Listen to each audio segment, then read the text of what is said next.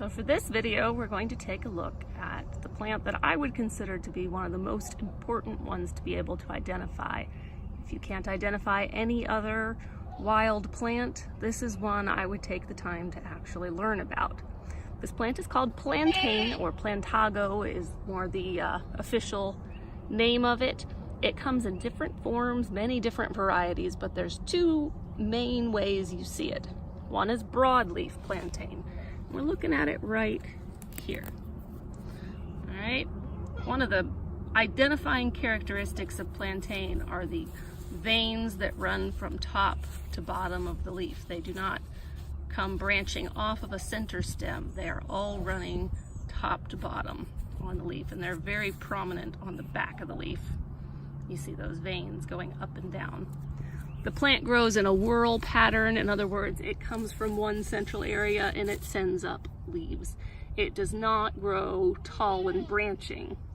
All the leaves will come down to the ground to a central area. So that's broadleaf. You see how it has very rounded, wide leaves. And then right here, very close by, we have a narrow leaf plantain. You see it looks a lot more like a grass stem. But you still have those veins running from top to bottom of the leaf, and you really see them on the back of the leaf there. Okay. Another good way to identify this plant, if you're not sure about it, is to look at the blossom, the flower.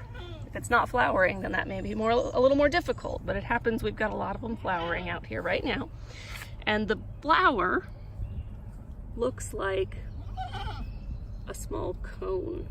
You see it there with little flowers that come off the cone. Here's another one, a little bigger. The flowers kind of work their way up the cone, blossoming from here all the way up. Sometimes you find them with really tall cones.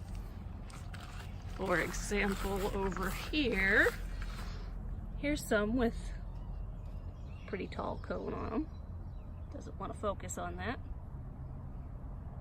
There it is. Really tall cone on that one. It's pretty much done flowering. And that's on more of a narrow leaf plant right there.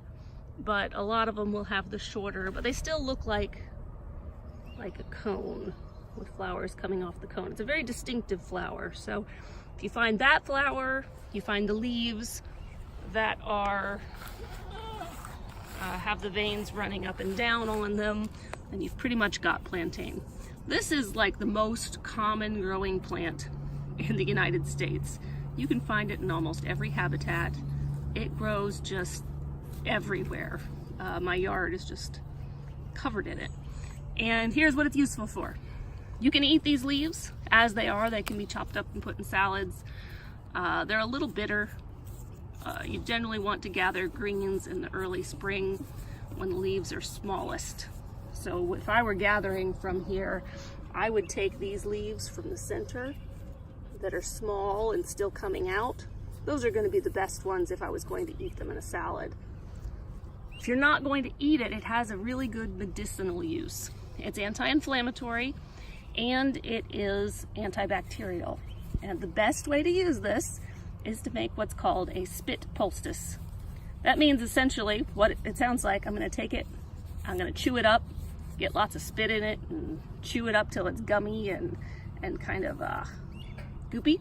And then if I have a bug bite, particularly like bee stings or ant bites or wasp stings, anything that's stinging, if I got into stinging nettles, it'd be good on poison ivy, any of that stuff. You're going to slap that gooey stuff you just chewed up onto that area, and that will pull out the sting. It's actually quite good at it. And it will also bring down the swelling because it's anti-inflammatory. Really good for that. If you don't want to chew it up, you can take it and just kind of use your fingernails and just smash it as much as you can until you get it really, you can kind of feel the juices coming out in your hand. But it's way, way, way more effective if you chew it up and you let the spit do its job to kind of break down that material, and you're going to get more of that juices flowing. But even just scrunching it up like this, it will help if you stick it on that area. So this is plantain. Really good plant to learn to identify.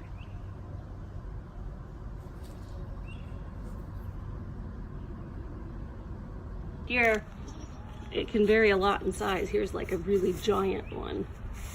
You can have some pretty giant plantain leaves. Here's some that's growing quite large. Or you can have little teeny tiny plantains that have leaves just that big.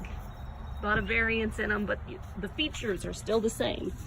Those veins running up and down, the flower with the little cone on the top of it, those will not change. So if you learn to identify those features, then you'll learn to identify plantain quite well.